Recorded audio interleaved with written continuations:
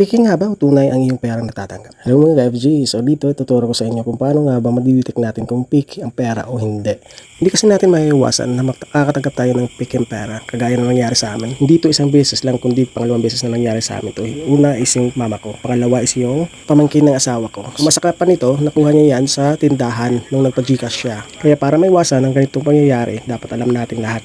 Mabuti na may alam. Kung gusto mo matuto at maiwasan ng ganitong pangyayari, panoorin nyo hanggang sa dulo para matuto kayo. At may share ko yung kaalaman ko tungkol sa pera. Ang unang-una mong gagawin ay kapain mo dapat kagaya ng pagkapa mo ng boyfriend mo at girlfriend mo.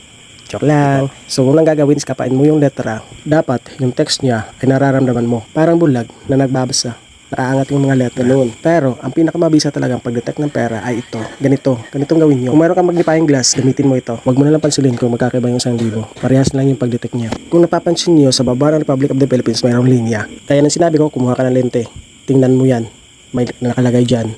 BSP 1000. Pero kung wala kang lente, gamitin mo cellphone mo. Kung malinaw yung cellphone mo, makikita mo talaga. I-enlarge mo lang, makita mo yung BSP 1000. Yan yung genuine. Pero kung hindi mo makikita ang BSP 1000, ibig sabihin, napiki ka. Sa ibang paraan, kung gusto mo talaga makasigurado, tingnan mo yung yellow na yan. May nakalagay dyan, Bangko Sentral ng Pilipinas. Kung wala, ay sorry ka na lang.